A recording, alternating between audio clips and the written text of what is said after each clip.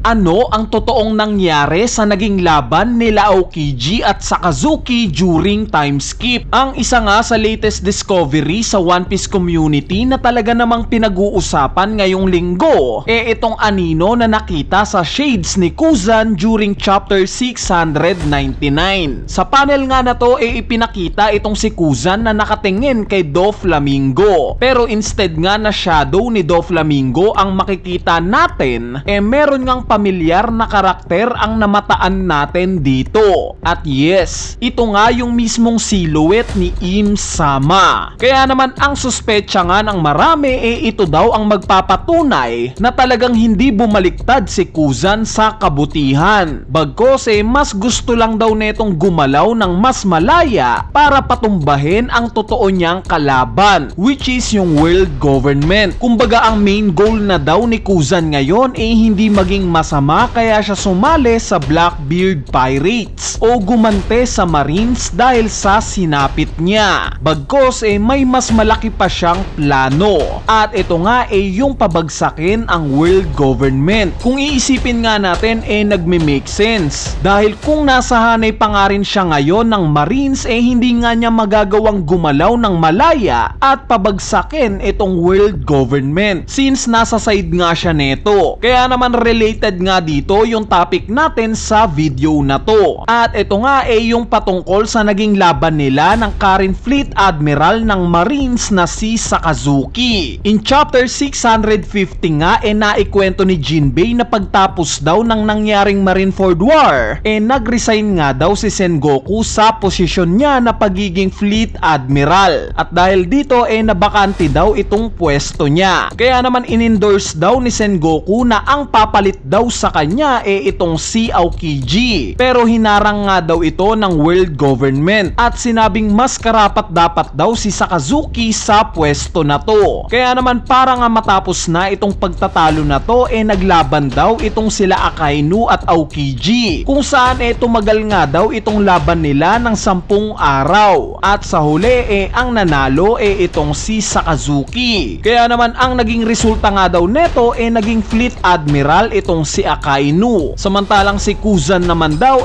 umalis na sa Marines. Bali itong kwento nga na to base lang kay Jinbei. Kaya naman magkakaroon nga tayo ng question mark kung totoo nga bang ito talaga ang nangyari sa naging laban nila o hindi. Totoo bang naglaban sila ng 10 araw at napagkasunduan talaga nila na kung sino ang mananalo siyang magiging fleet admiral? What if may mas malalim pang nangyari sa naging laban nila?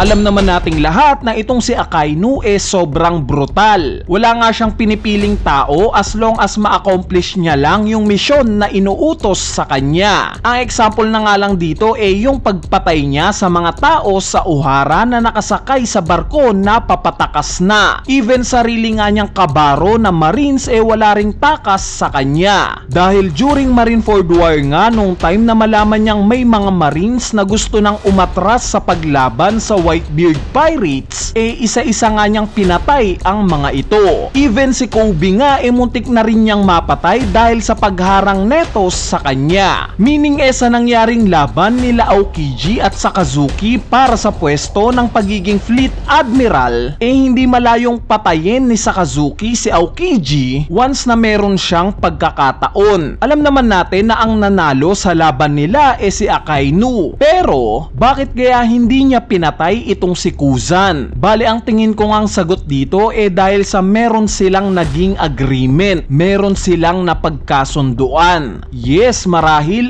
totoong naglaban itong dalawa na to ng 10 araw, pero sa tingin ko nga sa huling part ng laban nila nagkaroon sila ng usapan kung sino nga ba talaga ang totoong kaaway, yung mga pirata ba talaga o yung mismong nag-uutos sa kanila na world government. Pwede ngang napagtanto ng dalawang to sa laban nila na although masasama ang mga pirata, ang mas masama at mas delikado para sa mga sibilyan itong world government. Napagkasunduan nila na si Akainu ang idedeklarang panalo at magiging fleet admiral. Samantalang si Kuzan naman aalis ng Marines para mas malaya siyang gumawa ng way para kalabanin din ang world government. Yes guys, pwede ngang itong kasunduan nila na to impluensya nila Garp at Sengoku. Dahil nga sa matagal na sa pwesto itong sila Garp at Sengoku, paniguradong marami na silang nalalaman patungkol sa kasamaan ng world government. Maaari ngang naibahagi nila kila Kuzan at Sakazuki yung kwento patungkol sa Void Century, kung ano ang kahihinatnan ng mga Marines sa hinaharap kung sakali man at gumalaw na itong mga Gorosei at yung lihim na nagkokontrol sa mga ito, which is si Im-sama. Hinayaan nga nila itong sila Kuzan at Akainu kung ano ang magiging desisyon nila. At finally napagkasunduan nila Akainu at Kuzan na magsanib puwersa para sa lihim na misyon na pabagsakin ang world government. So ano ba ang ebidensya natin dito? During nga sa latter part ng Dressrosa arc nakita nating galit na galit itong si Sakazuki sa mga Gorosei dahil sa sitwasyon ni Doflamingo. Nabanggit nga niya sa moment na to kung yung galaw daw ba ng mga Gorosei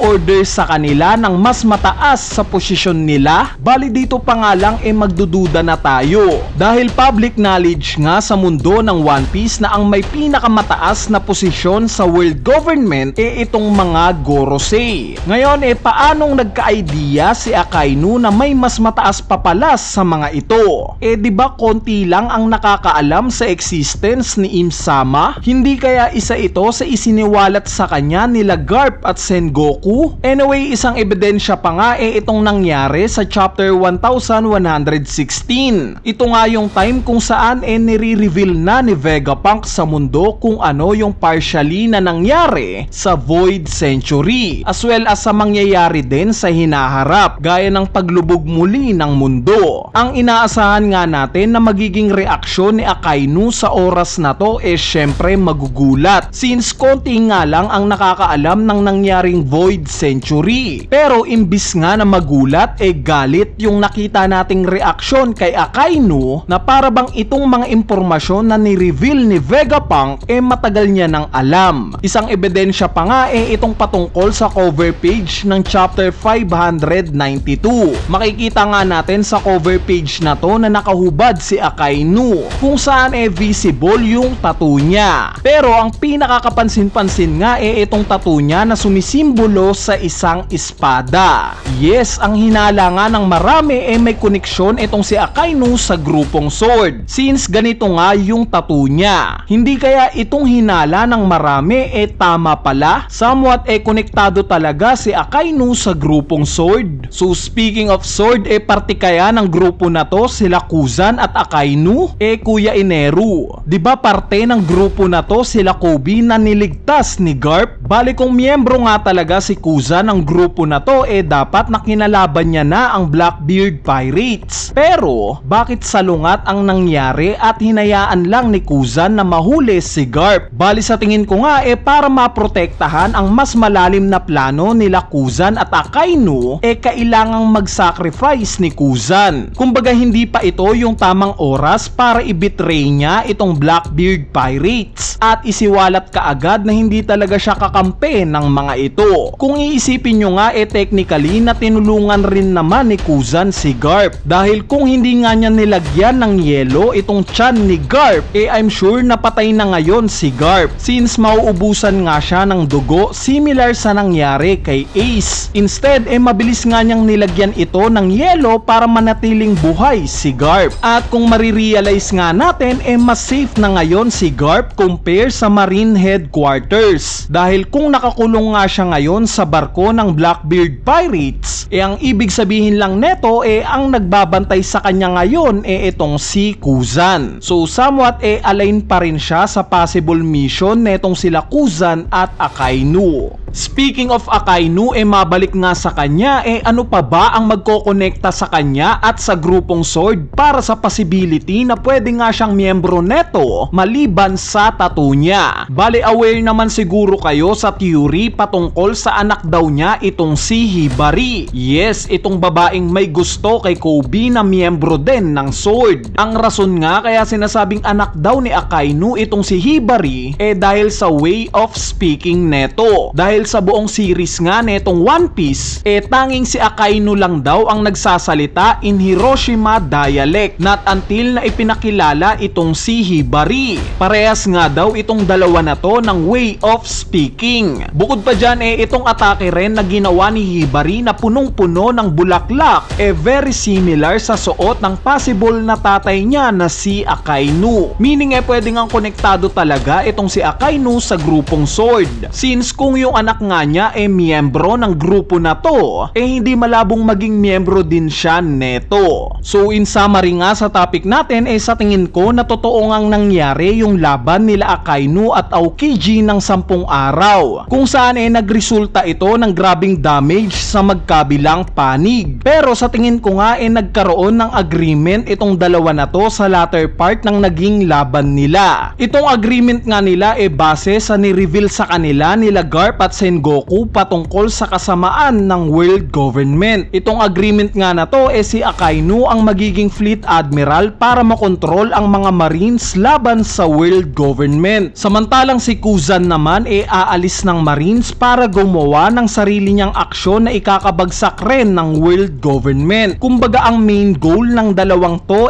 ang pabagsakin talaga ang world government. At para mangyari nga ito kailangan ng malaking plano. Plano na parehas silang magkokontrol sa labas at loob ng Merijoa. Bilang fleet admiral hawak ni Akainu ang puwersa ng marines. Si Kuzan naman umalyansa sa isang emperor. Nang sa ganon makontrol naman niya yung side ng mga pirata. Kumbaga similar sa ginawa nila Sengoku at Garp para makontrol din ang mga marines laban sa kasamaan na iuutos ng world government. Si Sengoku nagpa-promote bilang fleet admiral, kung saan hawak niya itong matataas na marines gaya ng mga admirals. Samantalang si Garp naman nanatiling vice admiral. Nang sa ganon siya naman ang magkokontrol ng mabababang marines. At yes, sila Aokiji at Akainu nga ang possible na magiging Garp at Sengoku ng bagong era. Anyway, ayun na nga yung tingin kong mas malalim na nangyari sa naging laban nila Kuzan at Akainu during time skip. Ipapaalala ko nga lang na theory lang ito, kaya possible na mali ito. Pero pwede pa rin naman itong tsumamba at tumama. Bali para sa inyo ba? Ano sa tingin nyo ang tunay na nangyari sa naging laban nila? Possible ba talaga na nagkaroon sila ng agreement? O para sa inyo tunay na masama si Akainu at tuta talaga siya ng world government? Kung may idea nga kayo, i-comment nyo na yan sa ating comment section sa ibaba para mapag-usapan natin yan. So yun lang, peace!